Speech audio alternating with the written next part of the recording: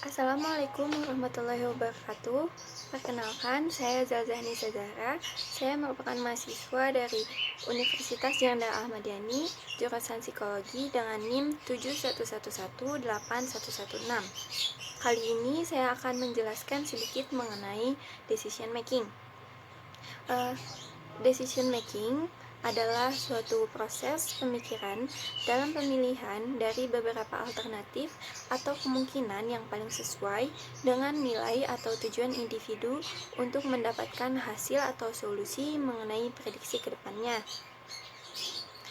Dalam decision making, ada overconfidence about decision, yaitu terlalu percaya diri. Penilaian kepercayaan diri seseorang lebih tinggi daripada seharusnya. Jadi berdasarkan kinerja aktual. Dalam korelasi ilusi, orang-orang yakin bahwa dua variabel saling terikat, padahal sebenarnya hubungan itu lemah atau tidak ada. Dalam penjangkaran dan penyesuaian, orang-orang begitu percaya diri dalam kemampuan estimasi mereka, sehingga mereka memberikan interval kepercayaan yang sangat sempit untuk estimasi ini. Overconfidence adalah karakteristik tugas kognitif lainnya selain decision making. Di dalam overconfidence ini ada yang namanya general studies, yaitu orang-orang secara konsisten memiliki kepercayaan diri yang lebih dalam dalam keputusan mereka sendiri daripada dalam prediksi lainnya yang didasarkan pada pengukuran objektif secara statistik. Jadi orang-orang terlalu percaya diri mengenai dirinya dibandingkan hasil secara statistik. Selanjutnya ada overconfidence in political decision making. Jadi misalnya di dalam suatu negara, mereka sering gagal untuk mempertimbangkan resiko yang terlibat dalam menyerang negara lain, melanjutkan perang yang tidak dapat mereka menangkan, dan meninggalkan negara lain dalam situasi politik yang lebih baik setelah perang.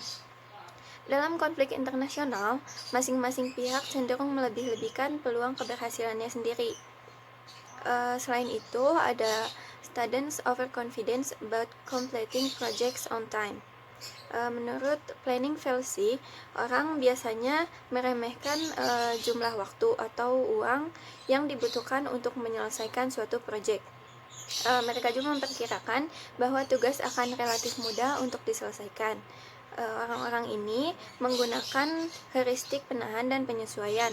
Overconfidence muncul dari kesalahan selama berbagai tahap dalam proses pengambilan keputusan.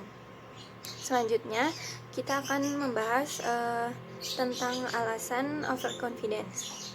Yang pertama, orang sering tidak menyadari bahwa pengetahuan mereka didasarkan pada asumsi yang sangat lemah dan tidak pasti, dan pada informasi dari sumber yang tidak dapat diandalkan atau tidak tepat.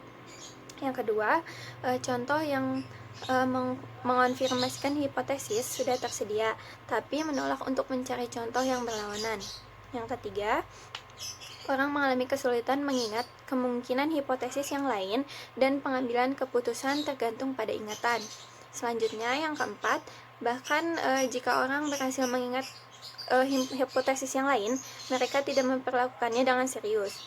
Yang kelima, ketika orang membuat keputusan sebagai suatu kelompok, kadang-kadang terlibat groupthink. Istilah my side bias menggambarkan terlalu percaya diri bahwa pandangannya benar dalam situasi konfrontasional. Sekian yang dapat saya sampaikan. Terima kasih. Assalamualaikum warahmatullahi wabarakatuh.